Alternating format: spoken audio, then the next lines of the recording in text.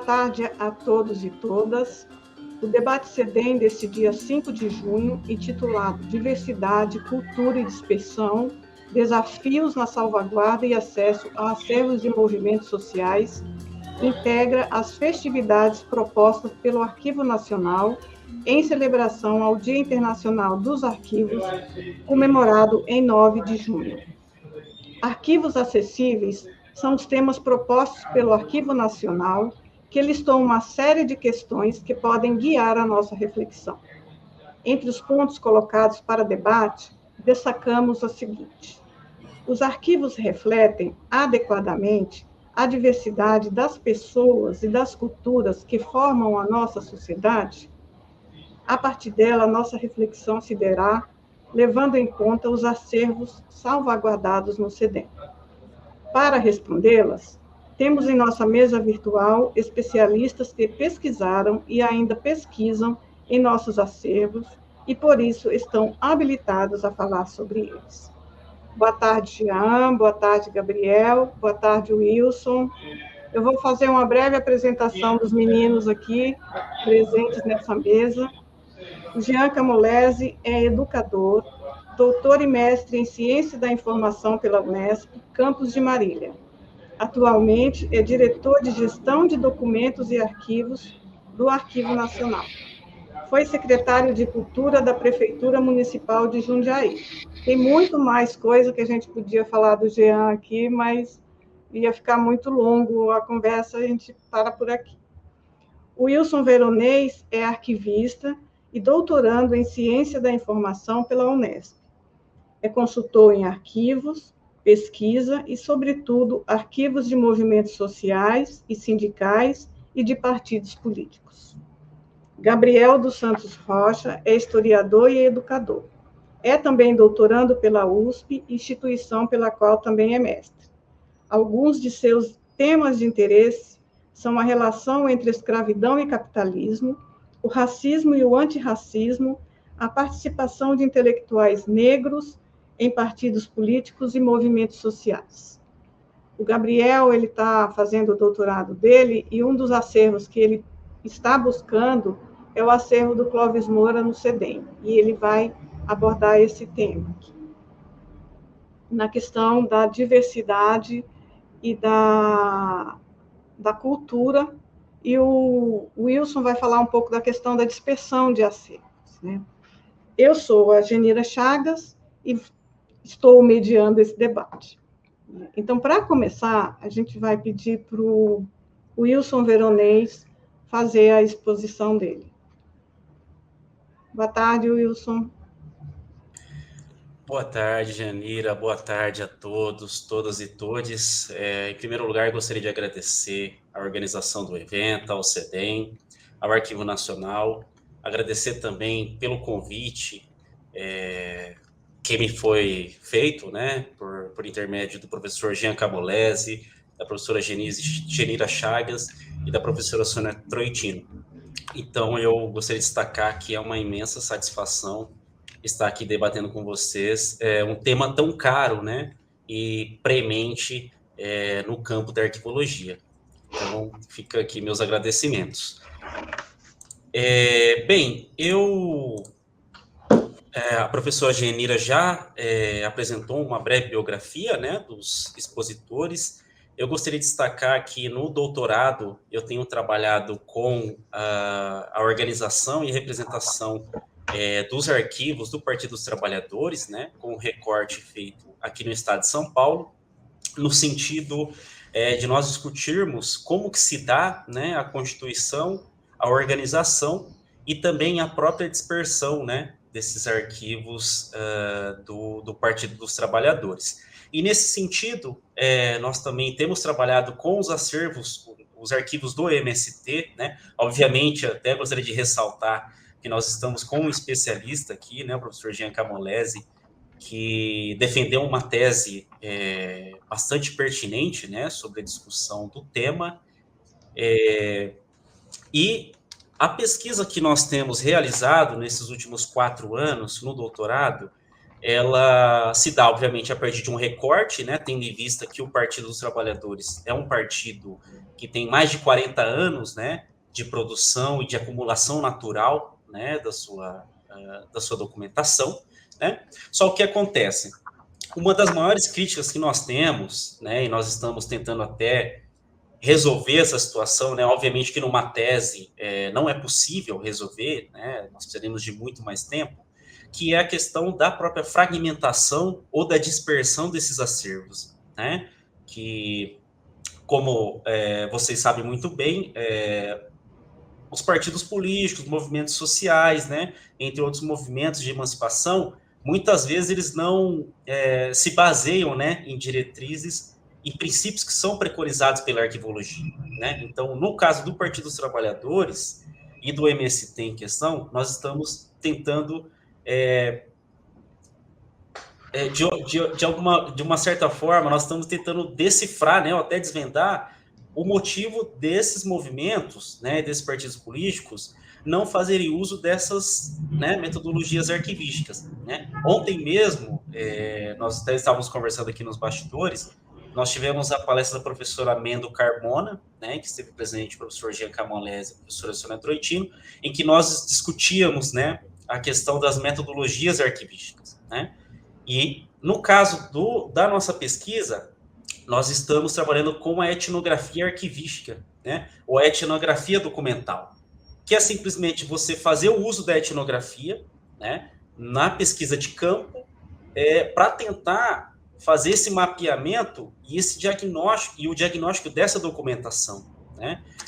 Até o momento, para nós tentarmos decifrar e até entendermos como que se dá essa dispersão documental dos arquivos do Partido dos Trabalhadores, nós já percorremos 15 diretórios, né, 15 instituições no geral, né, entre diretórios do próprio partido e instituições documentais que, na verdade, não tem nada a ver com o partido, né, mas nós também estamos tentando entender o motivo dessas instituições documentais, que são centros de documentação, universidades, né, qual a relação que elas têm com o próprio partido, né? Sendo que em alguns municípios o próprio partido não tem a documentação, né? Não tem a custódia da documentação, mas outras instituições que estão na mesma cidade têm a custódia, né, dessa documentação. Então é algo que nós estamos tentando também, nós estamos discutindo e estamos tentando entender e compreender o real motivo, né, dessa dispersão, ou seja, como que em algum momento da história esses documentos eles deixaram, né, de ser posse do partido, né, e passaram a ser posse de outras instituições documentais.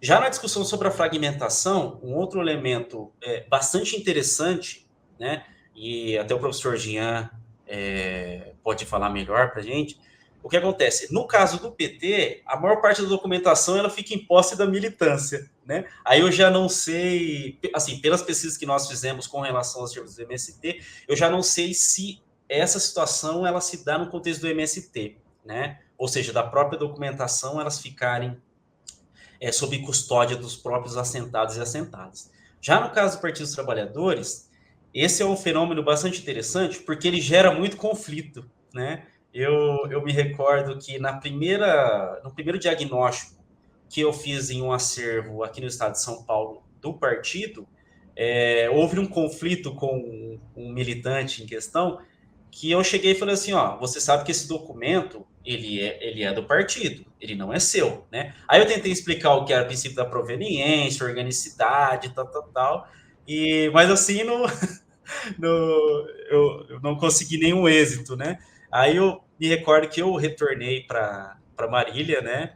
E conversei com a minha orientadora, a professora Sônia. Ela falou: Wilson, não entra nessa discussão, fala que os documentos são deles, porque senão você não vai conseguir fazer o diagnóstico nos acervos. Então, é só para vocês terem uma ideia da complexidade, né? Que é você.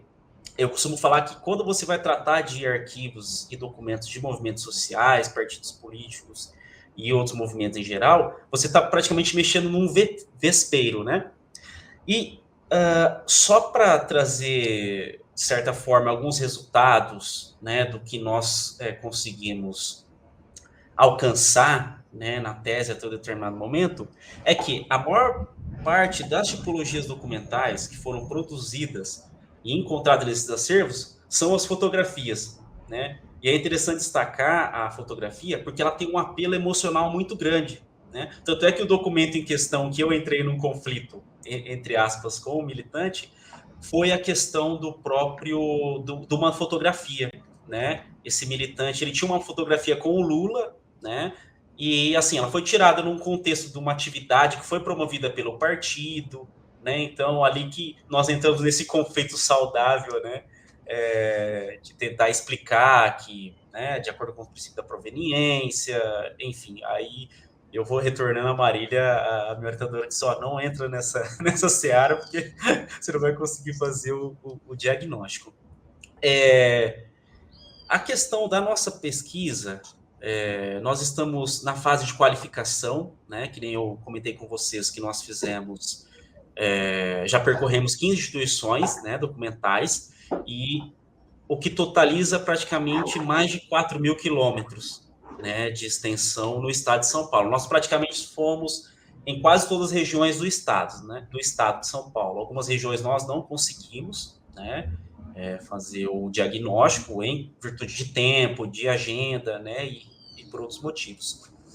E é importante destacar também que o que nós estamos tentando entender, né, a partir dessa produção documental, é essas praxes, né, as próprias atividades, as práticas culturais que foram desenvolvidas por esses militantes, né, tanto no contexto do PT e do próprio MST, né, e nesse processo de nós tentarmos descobrir, né, de desvendar quais são essas praxes, eu sou militante do partido, né, e também tenho um cargo de gestão, né, um cargo de secretário de organização dentro do partido, então eu acabei me envolvendo, né, na própria produção documental, principalmente aqui no diretório de Marília, do qual eu faço parte, né, eu praticamente sou arquivista, né, eu atuo como arquivista aqui do partido, né, só que, infelizmente, o nosso partido aqui em Marília, nós não temos um acervo,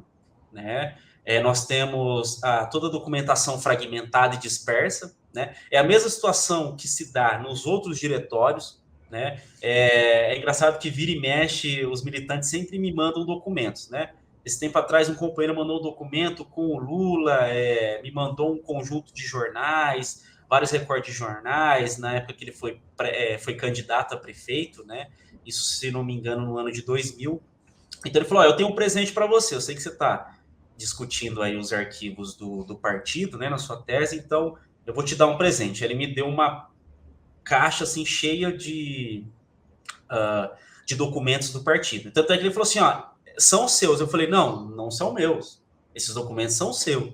Na verdade, são do partido, né? Mas, enfim, mas fica com você. Eu não vou ficar com a documentação. Eu só quero fazer uma representação, né? Tirar uma foto, poder registrar esse documento para eu poder inserir depois na tese.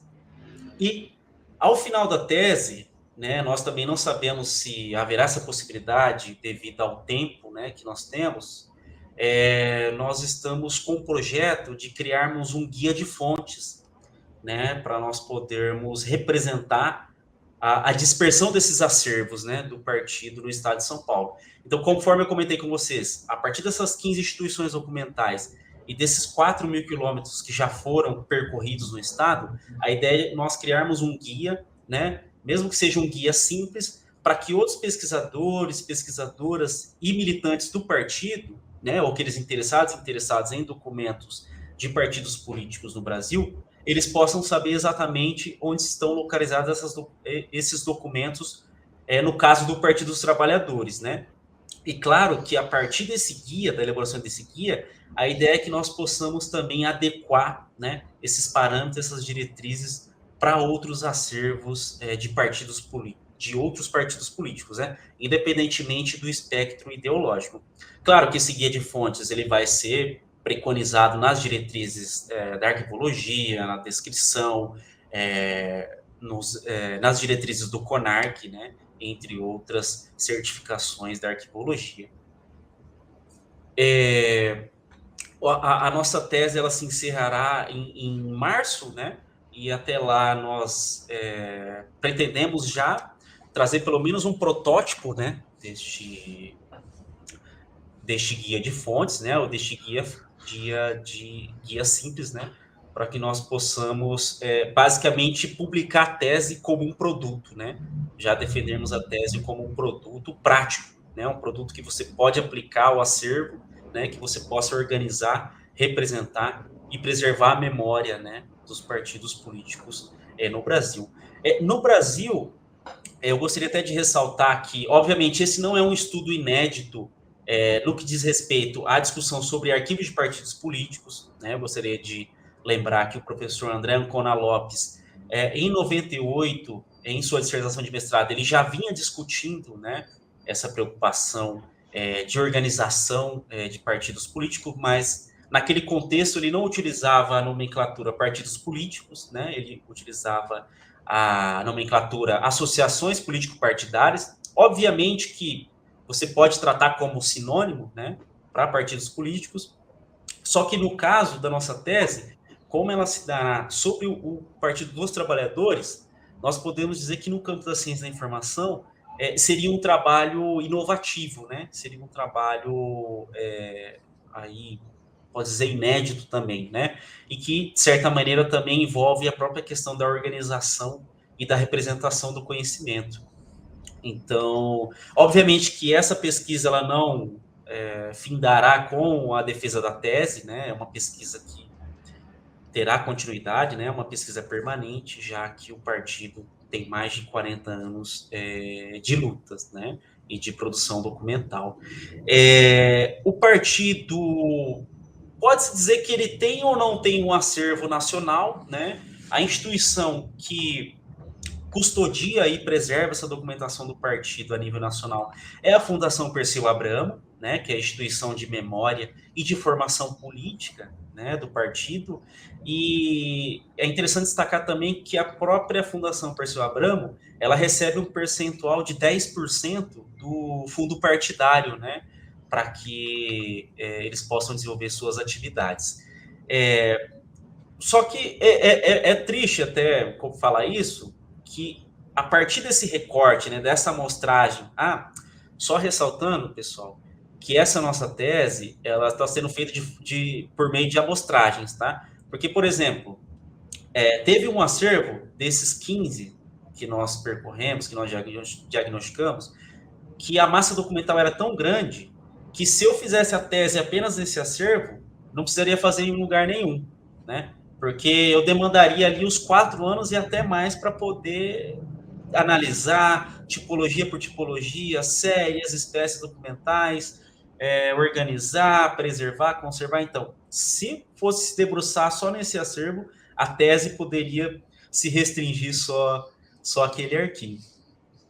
Bem, eu acredito que seja mais ou menos isso. Eu agradeço mais uma vez a organização pela oportunidade e fico aberto a questionamentos, dúvidas e também as críticas, né? Muito obrigado. Bom, a gente passa a palavra para o Jean e depois a gente entra na discussão do tema, das coisas que estão sendo postas. Muito interessante a questão que o Wilson traz, né? É sobre essa fragmentação ou dispersão dos acervos, que a gente vai falar disso depois, se é um desafio ou se é conveniente, né? Depois a gente fala sobre isso, porque a gente tem uma história aqui no CEDEM desses acervos de partido político, inclusive, que foi fragmentado, mas numa situação em que a gente vivia uma ditadura. Então, o acervo do PCB ele foi fragmentado para que cada um guardasse uma parte da história do partido e ela não se perdesse. Depois, lá na frente, se juntaram. Mas essa fragmentação, no período de inflexão, ela foi conveniente para o partido, né? Então, é uma coisa que a gente precisa falar, se é um desafio, se é conveniente, em que condições isso acontece. Mas, então, vamos ver o que o Jean tem a nos contar. Boa tarde, Jean. Boa tarde, Janira. Boa tarde, Gabriel. Boa tarde, Wilson. Boa tarde, salve geral para todo mundo que está presente aí. Assim, primeiro eu quero falar aqui de uma empolgação muito grande, que de um lado tem esse acervo do MST e do Partido dos Trabalhadores, e depois o Gabriel falando sobre o acervo do Clóvis Moura, que para mim é o intelectual mais injustiçado nesse país, entendeu? A gente exalta dados vários intelectuais brancos desse período do Clóvis Moura e não damos o respeito que o Clóvis Moura merece, o respeito que ele conquistou no pensamento brasileiro, assim. E uma das coisas interessantes é que esses dois acervos, do MST e do Clóvis Moura, eles estão próximos do CEDEM, né? Então, eles compartilham ali esse espaço de memória e de resistência também dentro dos arquivos, assim. E estou muito empolgado para ouvir sobre esse acervo. E aí, então, Janira, e ao CEDEM, agradeço muito esse convite. O CEDEM foi fundamental na minha formação, é fundamental na minha formação, é fundamental na minha pesquisa. Então, agradeço muito isso. Agradeço ao Wilson por todo o carinho e o afeto nesse momento. Assim, Wilson, sinceramente, se eu tenho uma foto do Lula e você vem falar para mim que aquilo é arquivo do PT, eu coloco você para correr de casa, entendeu? Você vai me falar de princípio da proveniência, camarada. Cadê o princípio aqui do companheirismo, né? Então, e aí eu vejo que talvez os arquivos, os movimentos sociais e as intelectualidades orgânicas, elas entendem muito da proveniência, porque elas vivem aquela construção do cotidiano, né? Mas, sem dúvida, também tem os afetos, que também faz parte da luta, né? Então, eu iria colocar você com todo o respeito para fugir da minha casa. O cara foi muito respeitoso contigo. E eu queria muito aqui também agradecer. Eu vi aqui que tem um pessoal muito especial no chat, o professor Flávio da Unirio, uns que pensaram muito esses arquivos fora da caixa, alguém essencial, eu acho que é uma leitura obrigatória para nós que estamos trabalhando isso. A Meire, que é a coordenadora do arquivo, ela faz um trabalho excelente na frente do acervo do MST. Isso é muito importante, assim, que como ela resiste a isso. E agora aqui aparecendo boa tarde, né, da nossa orientadora, minha eterna orientadora aí, e orientadora do Wilson, a professora Sônia Florentino, que encara umas loucuras que é isso, pensar esses arquivos um pouco fora. Eu vou falar um pouco sobre uma produção documental desse setor dado como popular, desses documentos populares, e partindo disso dentro do MST. Então, como o MST, principalmente do Setor Nacional de Educação do MST, que está alocado junto ao Centro de Memória da Unesp. E aí eu quero falar um pouco sobre essa perspectiva, que como os movimentos sociais, e aí, em certo ponto, os partidos políticos, eles têm uma metodologia de produção documental. E essa metodologia de produção documental, ela é muito clara para se formar arquivos. Então, os movimentos sociais, em nenhum momento, eles são passivos nessa produção documental. Em nenhum momento, eles são passivos em terem os seus arquivos. Pelo contrário, eles são protagonistas nisso. E aí eu entro numa coisa que eu defendo muito, que cada movimento social, cada partido, ele tenha essa posse e essa responsabilidade sobre os seus arquivos. Eu gostaria muito, muito mesmo, que um dia todo o arquivo do MST fosse para um centro de memória como o CEDEM, fosse para um centro de Pica-Pau, daí fosse para a Casa do Povo, que é um lugar de memória, mas essa ida do arquivo só pode acontecer quando não tiver mais nenhuma pessoa sem terra no nosso país, porque enquanto houver um sem terra no nosso país, a responsabilidade desse arquivo é do movimento, ou seja, o movimento social, no caso do partido político, aqui por isso, ele tem que ser o responsável, não pode ser muitas vezes apropriado por instituições do meio acadêmico, instituições onde não reconhece a capacidade desses movimentos, a capacidade dessas organizações de organizarem também. Então, eu acho que a gente tem que fazer isso, tem que partir até mesmo um pouco da relação da proveniência e tal. Então, o órgão produtor ser responsável por isso. Então, eu vou trazer um pouco nessa discussão, como esses órgãos eles têm essa responsabilidade nesse processo. E a partir daqui, pensar uma construção histórica do movimento como um órgão produtor, dentro dessa organização, esse órgão produtor que tem sua construção histórica, ver que ele forma um arquivo e a partir desse formar os arquivos, ele passa a ter elementos funcionais para a gente organizar esse mesmo arquivo. Então, ele vai formar um ciclo nessa construção, que está ali desde os conceitos, na teoria, passando pela composição ontológica, a gente começa a trabalhar nisso. Mas, para isso, eu preciso entender um pouco o que são esses movimentos sociais. Movimentos sociais, eles estão fora de uma lógica dicotômica público-privado, né? Então, você não tem um CNPJ ou um CPF que o define em si. Você tem uma organização de uma classe que pode ser por alguns aspectos, um aspecto territorial, que forma um espaço, e esse espaço territorial, não só território geográfico, tá, mas território social, se coloca ali. Você pode também, esse grupo, ser atores de uma sociedade, onde a estrutura dessa sociedade não contempla esses atores, e por isso eles se organizam. Então, um exemplo disso, eu tenho uma sociedade que as pessoas necessitam de moradia, essa sociedade não tem uma estrutura para moradia, então gera atores que se tornam pessoas sem a moradia e elas passam a se organizar para organizar nisso.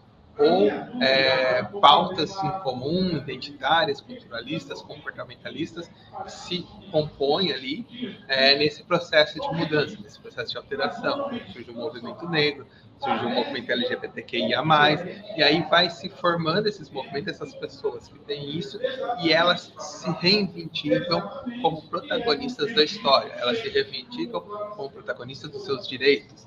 Então, e aí a gente começa a pensar que não existe um movimento social do eu sozinho, mas é sempre uma ação coletiva em busca de enfrentar uma injustiça imposta. Pode ser essa injustiça por relações estruturais, pode ser injustiças por relações identitárias, pode ser injustiças dos direitos humanos como geral. Então, esse grupo se coloca nesse processo de organização. Claro que na década de 80, a gente começa a trabalhar o que a gente chamaria de novos movimentos sociais. São esses processos dados uma patronização e uma categorização das interações sociais, que ali vai ser em favor de mudanças da equidade, da realização pessoal, da participação social, dos direitos humanos. Então, tudo isso se coloca nesses movimentos sociais, essas ações conflitantes, muitas vezes, aí a partir da década de 80, ligado a um partido político, ou um grupo político, mas por uma organização dos próprios da própria organização pessoal, né, dos trabalhadores, das mulheres, de questões de gêneros, que se colocam como conflitantes nas suas classes sociais pelo controle histórico. Então, esse movimento social, o que ele gera? Ele gera entidades coletivas que produzem informações, entidades coletivas que registram suas atividades, que promovem informações, que realizam leituras de conjuntura, que criam sistemas de ensino próprio, que criam relações diplomáticas. E toda essa movimentação promove o quê? Informações que vão ser registradas em suporte, gerando assim documentos. Documentos esses que marcam os atos dos movimentos sociais. Mostra eles, por exemplo, num plano analítico, como um exemplo, um programa agrário de novembro de 92 do MST, falando sobre a necessidade uma leitura de conjuntura sobre a realidade agrária brasileira. Então, ele vai criar lá esse plano analítico onde o movimento dos trabalhadores rurais sem terra vai organizar e mostrar a situação disso perante a sociedade. Ou, de um outro lado, um plano prático, que pode ser o cartaz de uma greve, pode ser uma chamada para uma manifestação. Eu gosto muito de usar como exemplo de documento do plano prático do movimento Passe Livre. Eles têm em si um cartaz que é uma catraca pegando fogo, escrito "Junho é tempo de pular fogueira". Estamos aí na festa junina, então é um plano analítico muito claro, né, para essa passagem, para esse ato. Então, o plano analítico é essa análise de sociedade que os movimentos sociais fazem, né, muitas vezes chamada de análise de conjuntura, e o plano prático é as greves, as ocupações, as frentes de massa. Então, tudo isso se coloca nesse ponto.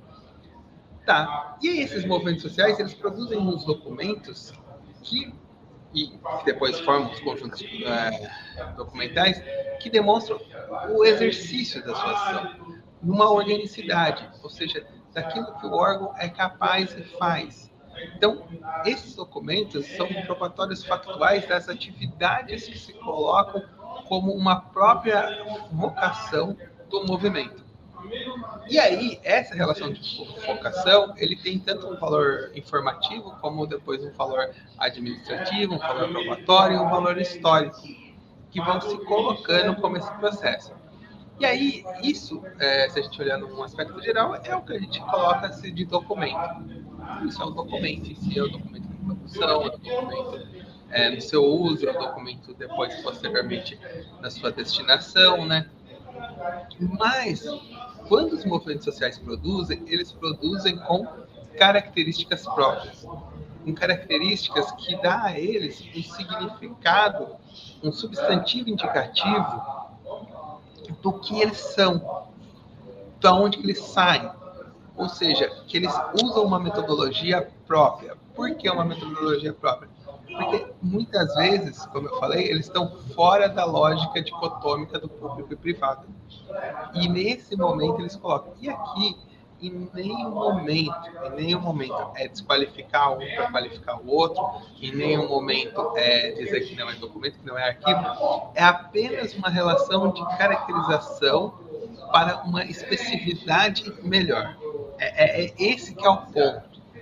É só para eu conseguir entender algo muito mais claro nesse processo. E aí esses conjuntos de documentos produzidos pelos movimentos sociais, eles estão muito formados com a identidade. Eles estão muito formados com a mobilização dos membros do coletivo. Eles estão muito formados em comunicar ao público externo e interno também o seu posicionamento político e teológico. Então, ele pensa-se de um método que seria o quê? Responder uma necessidade concreta das tarefas e lutas populares, auxiliar no reconhecimento das classes e das situações dominantes, ser um veículo de comunicação dos setores populares e como uma das formas de tornar o conhecimento para os setores populares, e outra é de agilizar a participação. Então, esses documentos produzidos pelos movimentos sociais, eles têm uma metodologia que é para pensar o seu público e a forma de se organizar a luta. Só isso que eu estou falando não é assim, uma coisa novidade, longe disso. Isso, na década de 80, final da década de 70, começo da década de 80, os movimentos sociais da América Latina já se organizavam para discutir como eles tinham que agir. E eles foram chegando nesses pontos, dessa metodologia. Então a gente tem, até nessa época, um documento que foi dado pelo grupo no encontro no Uruguai, e depois foi traduzido pelo CPV no Brasil, que eles chamavam de documentação popular. Que aí eles vão falar, olha, nós, os movimentos sociais, temos que organizar nossa documentação, temos que produzir uma documentação efetiva, temos que criar isso, e a partir daí, a documentação não é mais uma atividade em si, ela é dotada de uma finalidade, ela é uma atividade instrumental. Ela está, ora, no serviço da tarefa global, outra da educação popular, é entendida como também um processo de formação de consciência, de organização desses setores.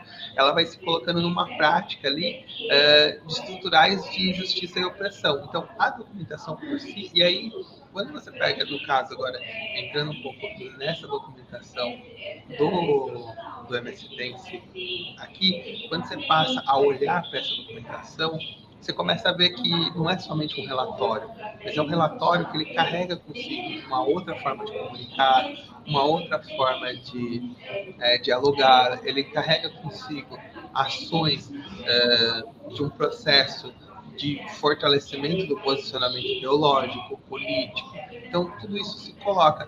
E é claro que o movimento, no caso do MST, nós estamos falando aqui de mais de 400 mil famílias assentadas, são 120 agroindústrias, quase 200 cooperativas, quase 2.000 associações, você não consegue fazer esse movimento funcionar sem que esses documentos se organizem numa transmissão de informação, no processo de registro de atividade.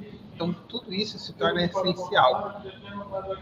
E, para isso, ele segue a estrutura do movimento. Ele segue claro ali de uma organização que vai partir do Congresso e do Congresso Nacional. Ele vai chegar...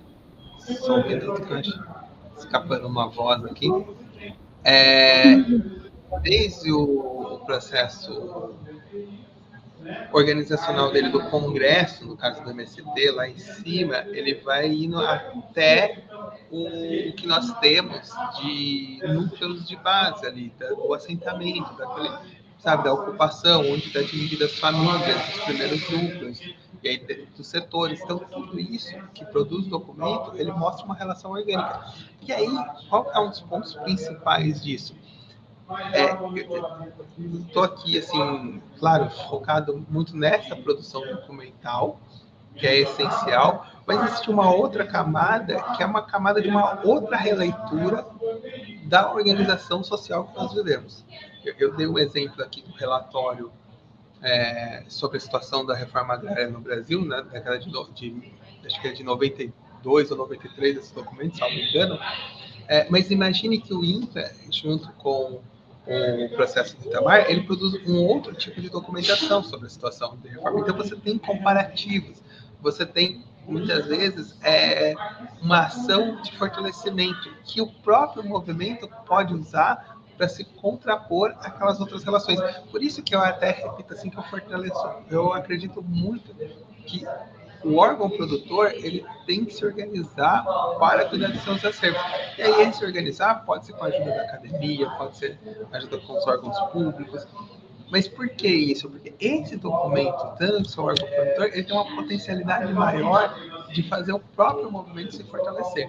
E aí, o arquivo, os documentos que foram, em determinados momentos, valores administrativos, informativos, probatórios, também têm o seu valor de luta.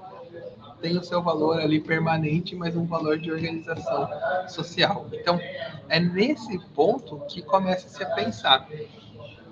E essa dinâmica, né, da produção dos documentos de movimentos sociais, a partir de um tempo e espaço determinado, ela tem um viés político, ela tem um posicionamento, está ligado às condições administrativas que se colocam. Então, não tem como a gente distanciar a produção documental de um movimento social do seu pensamento político, do seu pensamento ideológico. Então, é nesse processo que se coloca, que se estabelece assim, uma elaboração muito ativa, muito montada de ciência. Então, os movimentos sociais, eles não produzem os documentos de maneira aleatória, eles produzem, sim, de uma maneira racionalizada, que bebem da arquivologia no seu processo, e que isso sirva também como um ponto, não apenas informacional, mas de luta. E é nisso que se vai se colocando toda essa dimensão. Então, já estou estourando meu tempo aí, mas só para encerrar, é que a produção documental no caso do MST, junto com a organização que é feita pelo Coletivo de Arquivo e Memória, ela não está apenas em uma relação de guarda do fetiche histórico do documento, mas está num processo de guarda como uma ferramenta de luta e de se repensar uma sociedade não apenas do movimento, mas uma sociedade como um todo. No nosso caso, se repensar um país que precisa ser pensado a partir dos seus trabalhadores e trabalhadoras. Tá bom? Muito obrigado.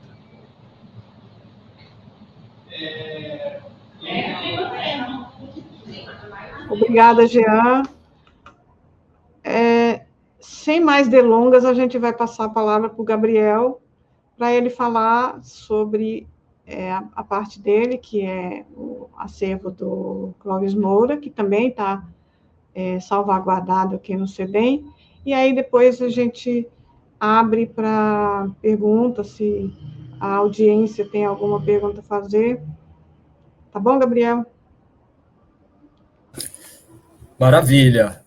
Bom, boa tarde a todas, todos que nos acompanham. Gostaria de começar agradecendo também o convite feito pelo CEDEM para participar dessa atividade, né? Então, agradecer ao Guilherme Nunes, que é historiógrafo do CEDEM, que me fez o convite, agradecer a Genira, aos meus colegas aqui de mesa, né? Os meus companheiros de mesa, o Jean e o Wilson, e, enfim, já entrando aqui no tema, né, do nosso assunto, né, da parte que me cabe, que é o Fundo Clóvis Moura, eu acho que vale a pena eu dizer, né, eu ressaltar que, diferente do Jean e do Wilson, eu não tenho uma formação em arquivologia, em arquivística, portanto, a minha fala vai na perspectiva de alguém, de um historiador, né, de alguém que tem no Fundo Clóvis Moura a fonte da sua pesquisa, né, as fontes da sua pesquisa. Então, a parte essencial das minhas fontes primárias, eu estou fazendo doutorado no programa de História Econômica na Universidade de São Paulo. O Clóvis Moura é o meu tema de pesquisa, a trajetória intelectual dele, a produção intelectual do Clóvis Moura.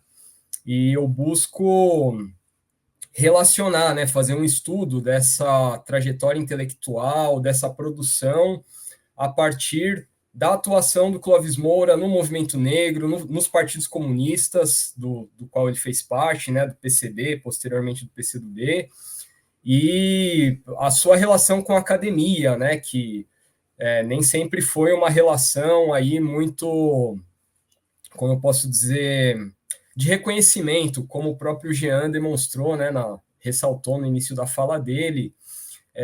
No entanto, teve sim um período ali que o Clóvis Moura, né, já tardiamente, nos anos 80, recebeu o título de doutor por notório saber pela Universidade de São Paulo, passou a participar de bancas de mestrado e doutorado, daí ele teve alguma relação com a academia, mas ainda assim, né, faz todo sentido, né, esse apontamento que o Jean fez, né, porque o Clóvis Moura ainda hoje ele não tem, ao meu ver também, né, concordando com o Jean, o devido reconhecimento, se a gente levar em consideração a importância da obra dele, né, desse intérprete do Brasil que foi o Clóvis Moura.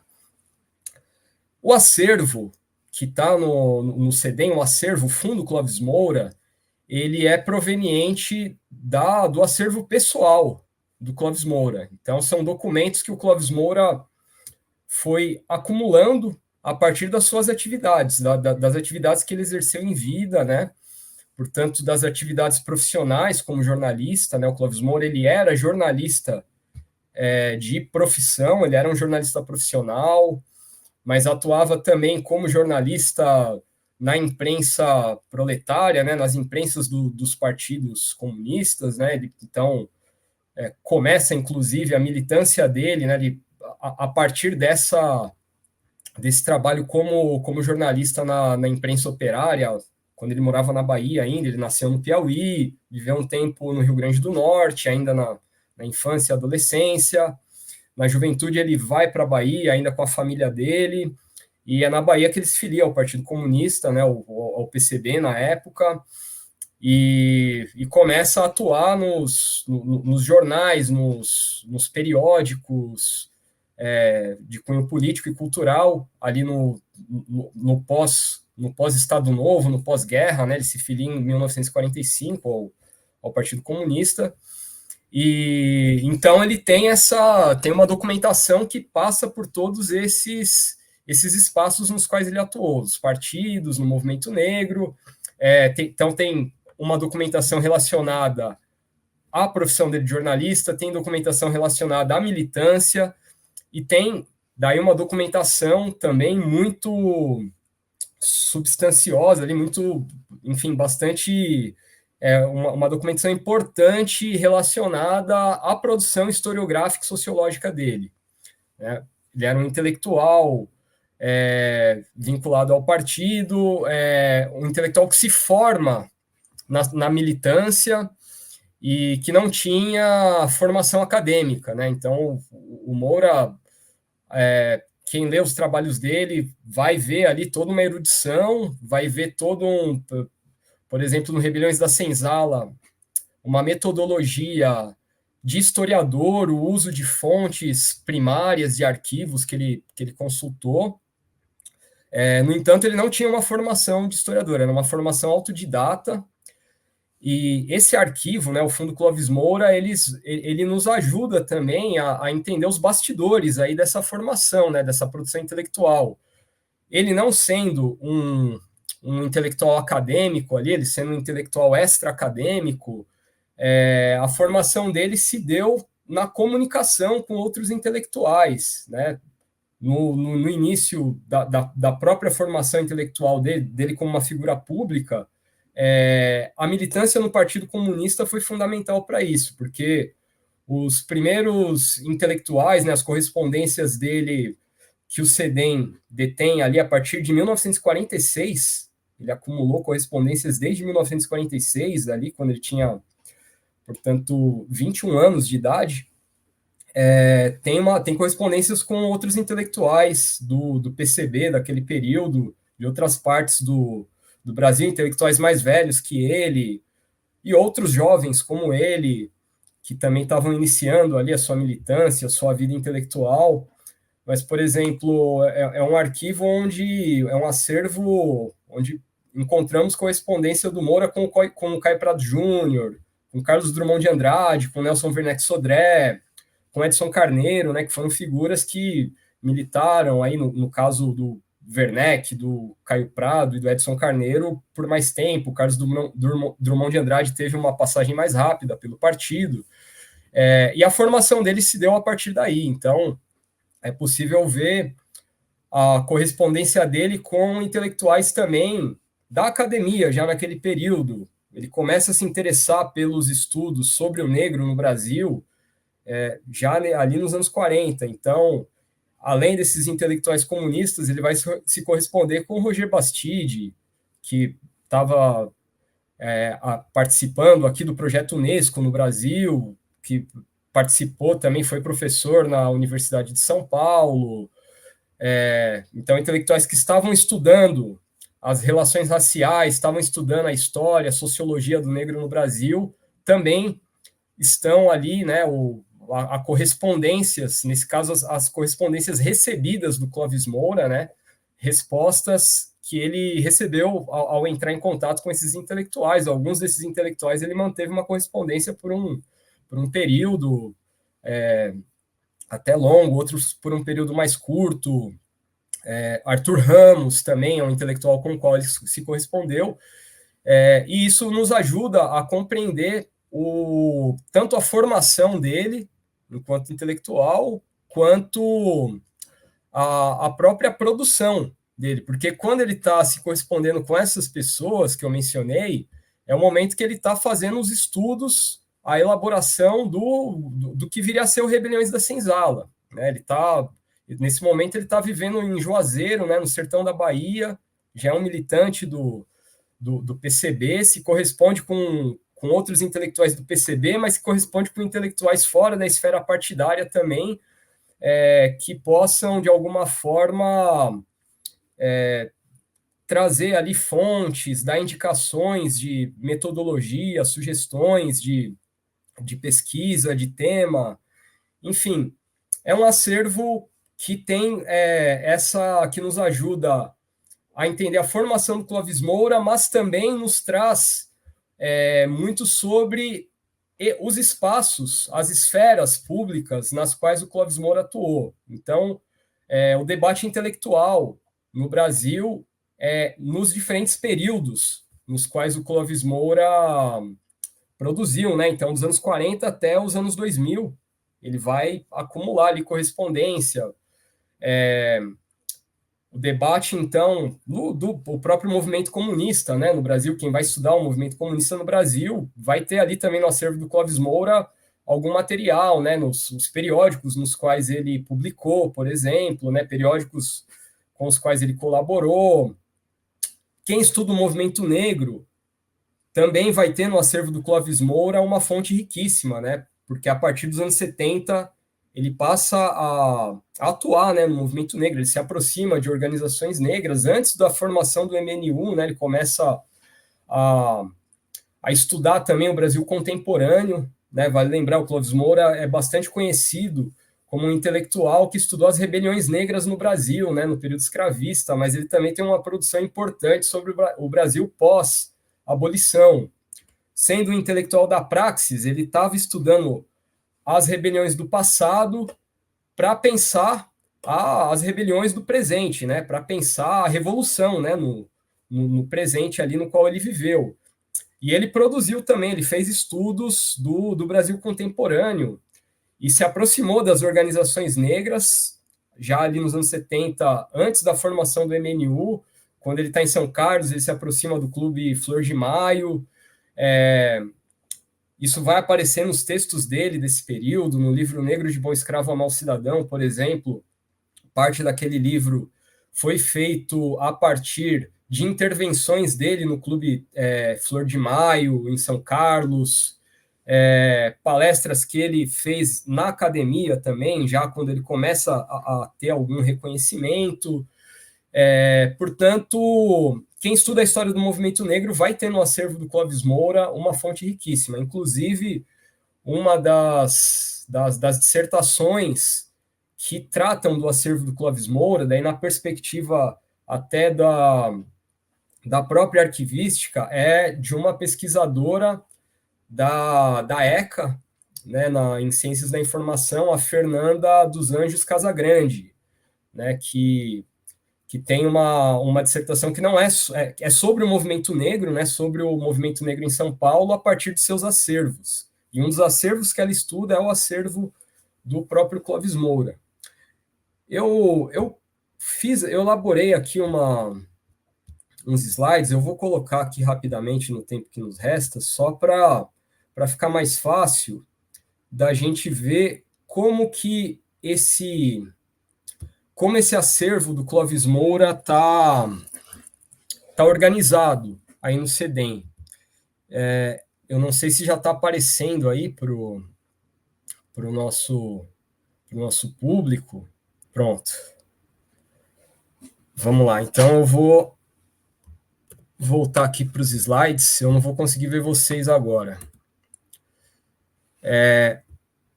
Mas é basicamente isso. Né? O Fundo Clóvis Moura, ele tem essas datas limites, né? Entre 1888 e 2003. Aí tem as dimensões e o suporte, né, desse fundo, então os documentos textuais, as caixas de arquivo, né, que são 104 caixas, 30 pastas policromadas, 30 pastas poliondas, documentos iconográficos, 125 cartazes, dos documentos bibliográficos, né, 405 títulos de periódicos, 17 títulos de livros.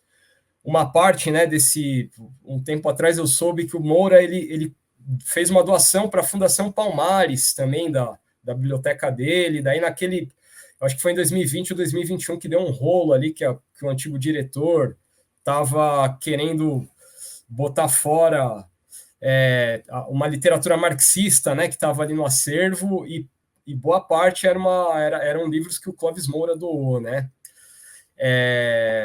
Mas até hoje, essa biblioteca, eu acho que ela não está organizada ali na Fundação Palmares, mas tem esses 17 títulos aí que foram para o CEDEM, tem esses documentos sonoros, né, em fitas cassete, né, tem 22 fitas cassete, e o sistema de arranjo foi mantido, né, o plano de classificação preliminar que o Clóvis Moura fez. Então, foi mantido a ordem ali, a maneira como ele organizou os documentos foi mantida pelo CEDEM, né?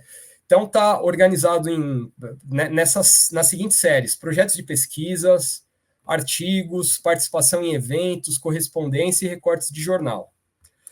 E aí, a Fernanda Casagrande, ela, na tese dela, aliás, na dissertação, ela fez um desdobramento dessas séries, né?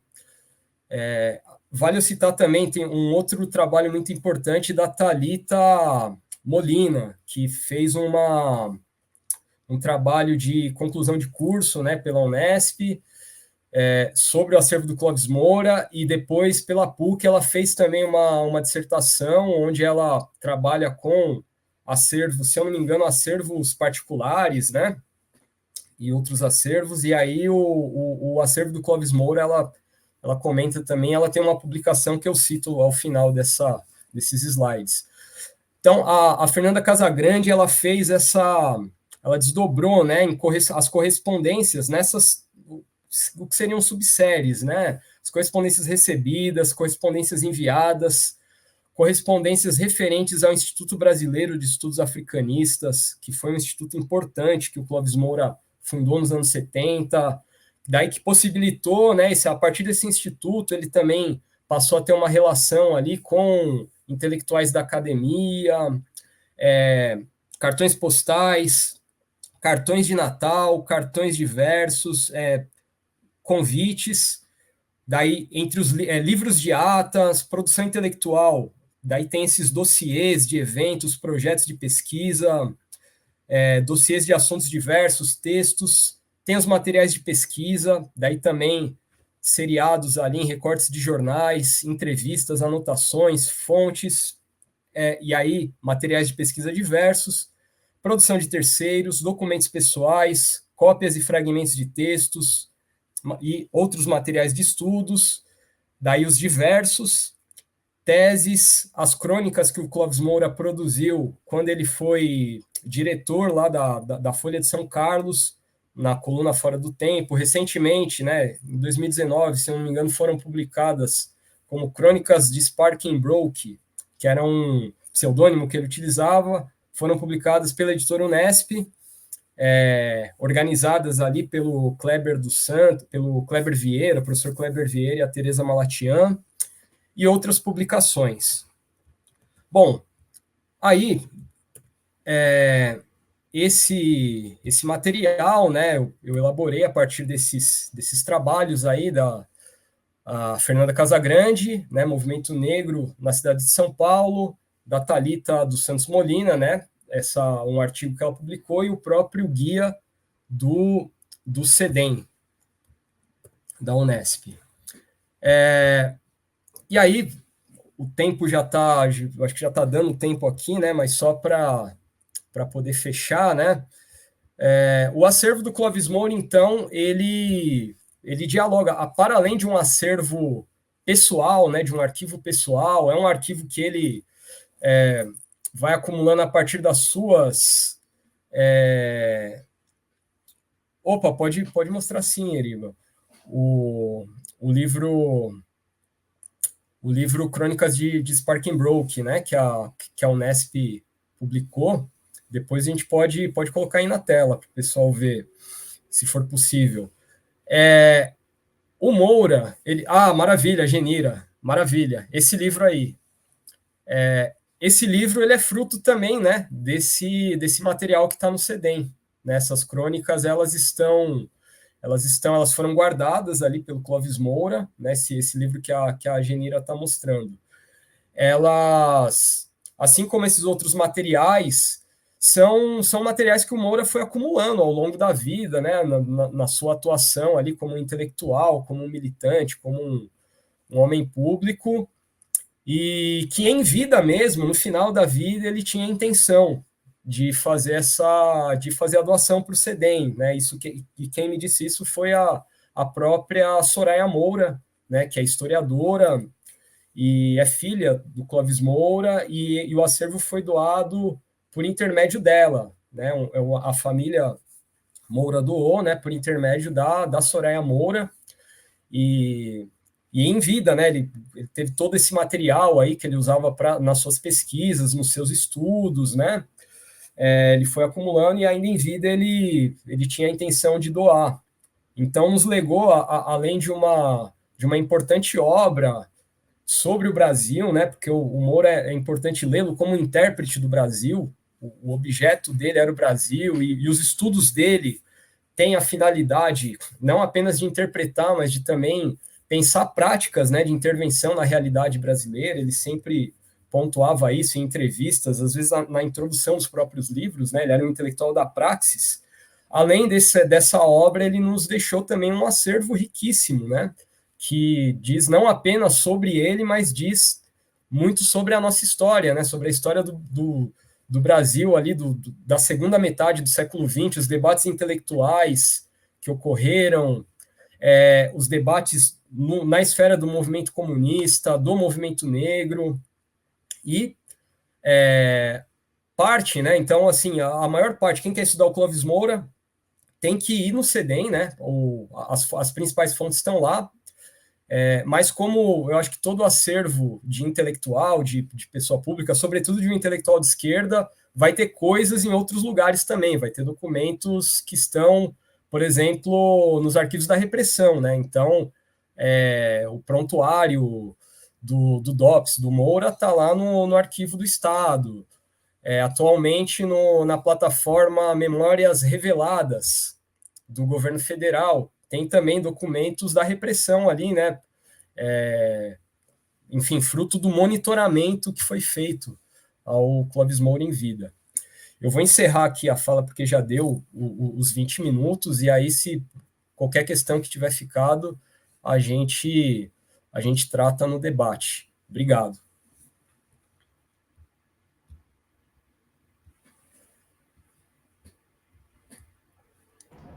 Obrigada, Gabriel. Excelente fala. Essa semana que passou, eu peguei uma dissertação sobre o Clóvis Moura.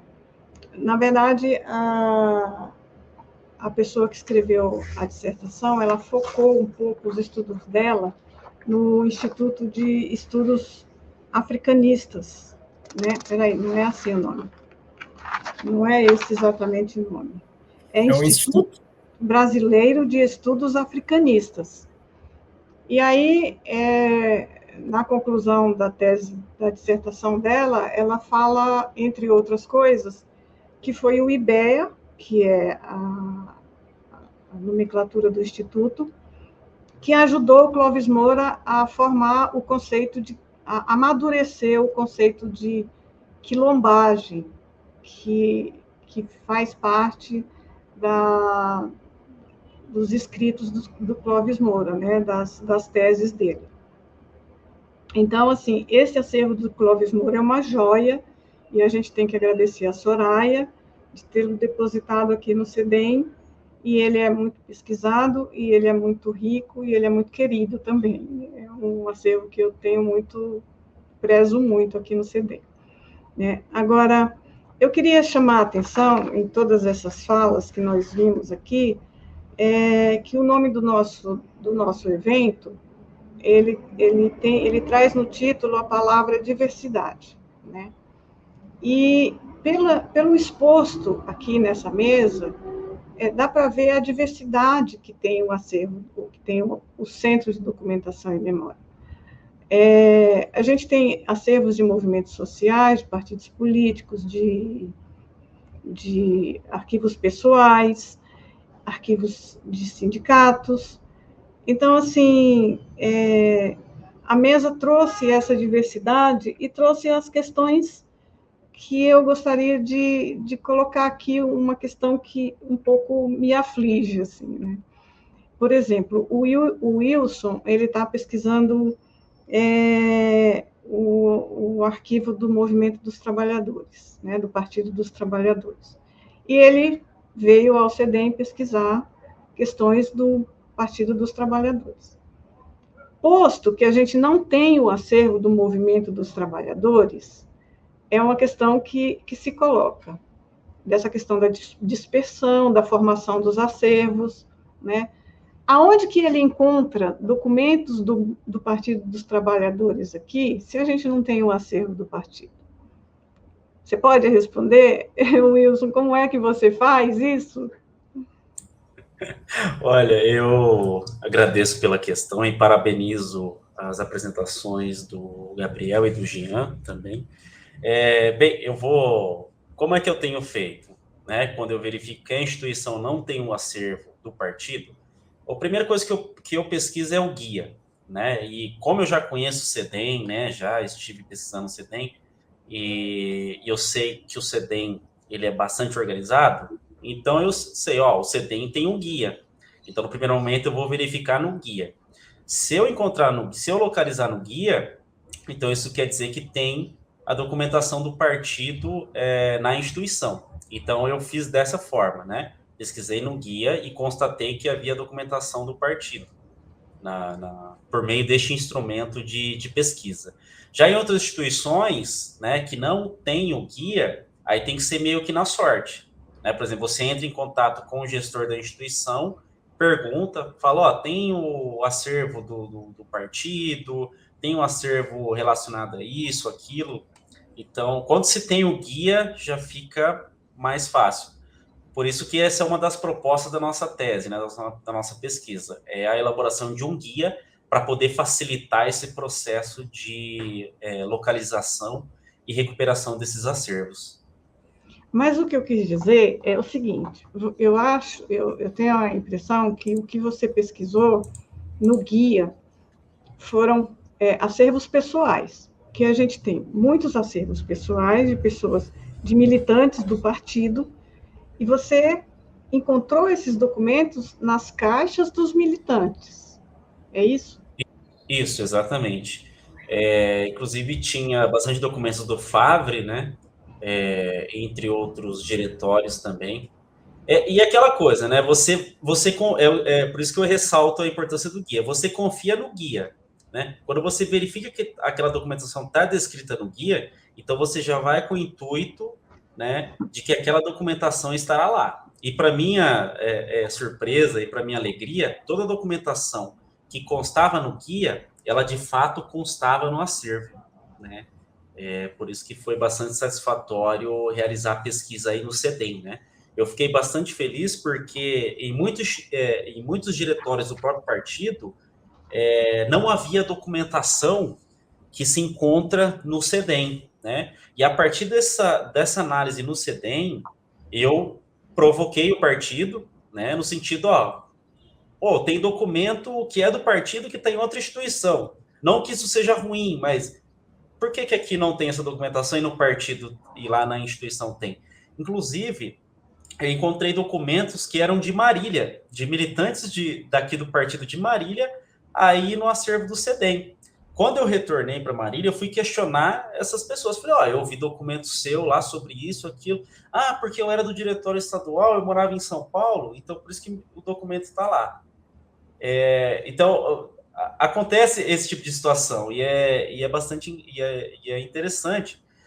Na semana retrasada, eu estive em Brasília, e eu fui no Diretório Nacional do Partido questionar, né? Além dessa questão, entre outras, a falta de valorização, com relação à preservação, né, e com relação à memória, né, do próprio partido. Por que o partido, né, no sentido geral, não se preocupa tanto com a preservação da memória de sua militância, né? E aí entra a questão da dispersão, é isso? Né? Exatamente. Porque, assim, você, dado que o CEDEM não tem o arquivo do PT, mas tem documentos, você tem fragmentos. PT, você tem fragmentos de documentos. que estão, assim, a gente aprende ao beabá da arquivologia, né? Que o documento ele não pode ser analisado de forma isolada. Então, como é que eu faço para poder recompor esses fundos documentais? Se, por exemplo, tem um documento de um fundo X que está no CEDEM, tem um documento que está no IEB, tem um outro que está na Fundação Perseu Abramo, então fica um pouco difícil, né, de você recompor esses fundos. Então, essa a nossa intriga na tese, né? Porque aí depois você cai na questão do princípio da proveniência, né, entre outros princípios basilares do campo da arquivologia. Então, o guia de fontes seria uma forma de remediar a dispersão dos acervos, que é a sua proposta.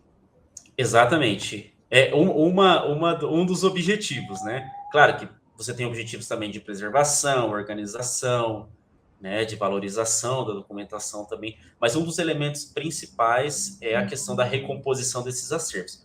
Porque na apresentação eu acabei não mencionando, mas no estado de São Paulo nós temos 645 municípios. Isso no estado de São Paulo, um estado com mais de 40 milhões de habitantes. Só que acontece, nem todo município tem um diretório do partido. Mas aí, qual que é o dado que nós temos? Que pelo menos metade dos municípios tem diretórios, né, do partido. Só que nem todos esses diretórios têm acervo. Para vocês terem uma ideia, aqui em Marília nós não temos nenhuma sede. O que acontece? O partido aqui ele é datado de 1980, né, assim como outros diretórios. O que acontece? A documentação que foi produzida na sede original, ela se perdeu. Por que ela se dispersou? Uma porque os militantes levaram embora, uma porque houve transferência, né, de uma sede para outra porque teve extravio da documentação. Ó, uma informação interessante que assim me deixou bastante estarrecido, inclusive eu cobrei a própria direção nacional sobre isso. Vocês sabiam que eles não têm a ata de fundação, a ata de fundação do partido? Eles conseguiram perder o documento que é, entre aspas, a data de nascimento do partido.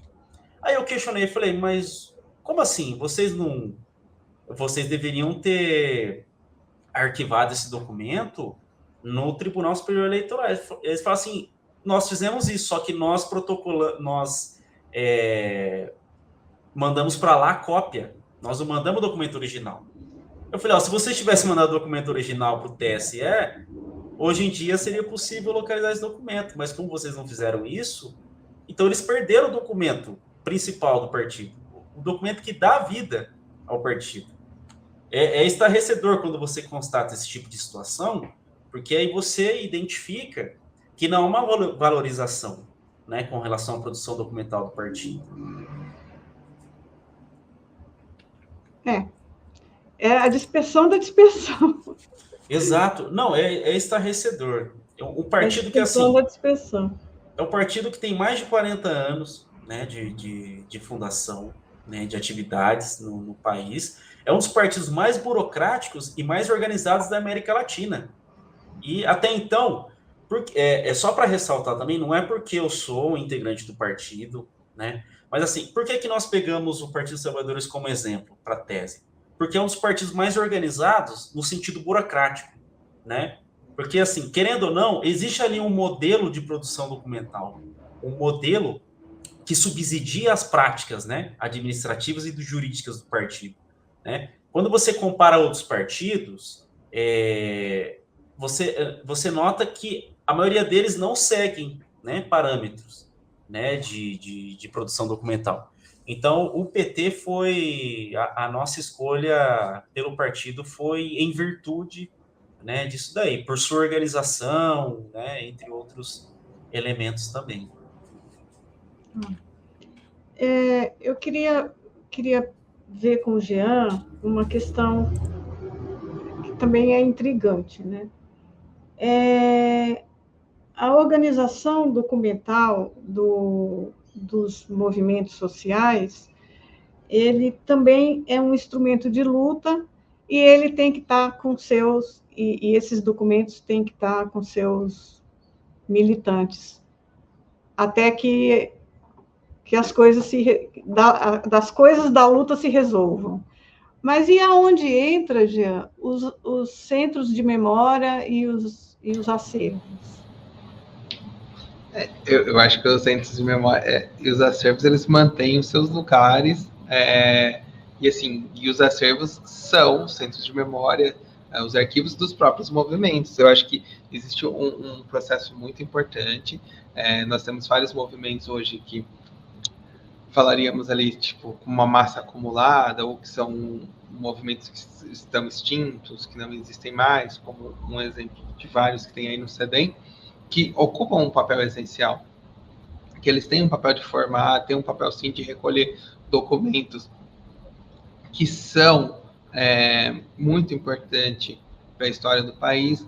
No entanto, isso não pode se dar de uma maneira predatória, isso não se pode se dar de uma maneira onde desrespeita os órgãos produtores dos próprios movimentos. Um exemplo muito claro, assim, a gente tem o Centro de Memória, de Memória dos Queixadas de Perus. Para mim, é um dos trabalhos mais interessantes que a gente tem no país hoje. É um centro de memória que junta a documentação de uma greve da fábrica de cimento de Perus junto com o território. Caso esses documentos saiam de lá e vão para uma universidade, sei lá, a 50, 60 quilômetros dali, o que vai acontecer? O próprio pessoal do território terá dificuldades para pesquisar nesses documentos. Então, esses documentos, eles são restringidos à sua pesquisa, muitas vezes a um grupo que não tem tanto laço com o território.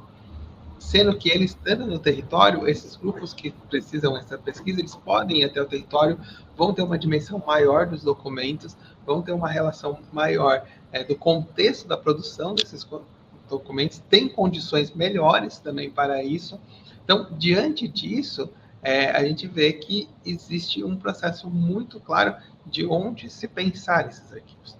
E os centros de memória, eles continuam com seus auxílios técnicos, eles continuam sendo criados, eles continuam utilizando o que se tem de melhor hoje na arquivologia, de se pensar a organização desses arquivos para colaborar com esses movimentos. Eles também recolhem, sim, documentos como de movimentos talvez que já acabaram, de movimentos que não existem mais, de movimentos que têm suas dificuldades e acabaram ou realmente alcançaram seus objetivos. Então, passa-se a ter esse processo. A gente não está falando de não recolhimento, de não ter documentos, não. Estamos falando apenas de um respeito ao órgão produtor.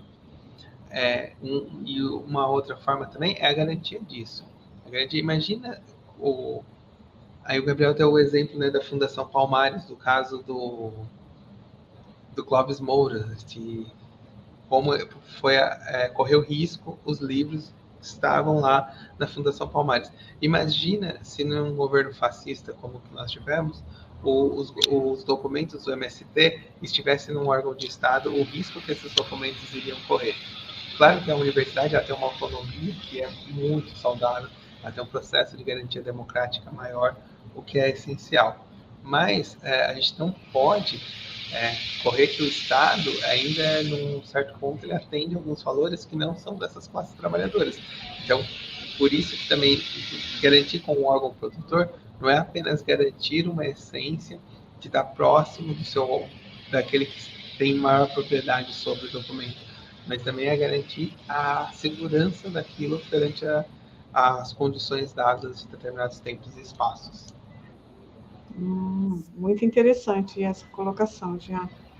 Porque os centros de memória têm a função do salvamento, da salvaguarda, mas também não é só. Às vezes, esse documento ele tem que estar junto com a fonte formadora dele, né? Junto do seu território, né? Eu acho que... Alguém tem alguma coisa a colocar? Gabriel, Wilson, Jean? Eu gostaria... Gabriel, você falou, eu não sou arquivista, tá? É só o Wilson que é arquivista aqui. Sou apenas um intrometido aí. Mas, não, eu gostaria muito assim mesmo de ressaltar a importância de fortalecer as redes desses movimentos, as redes desses arquivos de movimentos sociais, a rede desses arquivos comunitários, porque além de um fortalecimento, de uma produção de conhecimento, é uma maneira de se estruturar novas formas de se pensar os arquivos. E novas formas de se pensar os arquivos muito próximo da sociedade, muito próximo da população. E nós precisamos disso. Assim. As bibliotecas, os museus conseguiram isso de uma maneira muito interessante. E os arquivos também seguem esse caminho agora de dar essa aproximação. E essa aproximação muitas vezes acontece por esse caráter popular que os movimentos sociais têm, por esse caráter popular que os sindicatos têm, por esse caráter popular que pessoas intelectuais como Clóvis Moura têm. Eu tive algo, assim, acho que uma das coisas mais felizes que eu tive na minha vida foi trabalhar no acervo da Sueli Carneiro, uma mulher negra intelectual. E aí, a hora que eu olho para aquele acervo dela e via as dificuldades que ela tinha, já como uma intelectual, de manter as suas relações diárias, os compromissos, tudo, e você vê que isso é a realidade de uma boa parte da população, você vê como o arquivo faz parte da população, e esse arquivo fazendo parte da população, e as pessoas entendendo isso, que ele se torna ainda mais forte como um instrumento para a memória coletiva, um instrumento democrático e tudo mais. Uma coisa que eu observei em todas as falas aqui dessa mesa hoje é que é da natureza dos arquivos, de partidos e movimento social de uma forma, em geral, a dispersão, né? Porque eles vão se constituindo por partes, e aí quem vai pesquisar é que se vire para encontrar, né, Wilson? Se vire para encontrar o que deseja, né? Essa é o grande desafio, mas também existe parte da conveniência da dispersão dos acervos, né? Bom, eu quero agradecer ao Gabriel, ao Wilson, ao Jean e também ao Arquivo Nacional, que proporciona para os militantes de arquivos, os profissionais de arquivo, os trabalhadores, uma semana por ano que a gente só fale disso. Fale dos acervos, dos arquivos, das bibliotecas, dos museus, e tragam as dificuldades, as necessidades, as conquistas. Importante falar e trazer para o debate o que se passa na área da arquivologia, dos acervos, de uma forma geral. Bom, agradeço a todos e a Semana Nacional dos Arquivos continua, mas a participação do CEDEM encerra aqui nesse momento. Obrigado, gente. Obrigado, gente. Parabéns pelas falas, Jean e Wilson. Obrigado, Gabriel. Obrigado, Jean. Obrigado, Gabriel. Obrigado, Janira. Um abração. Obrigada, tchau. Tchau, tchau.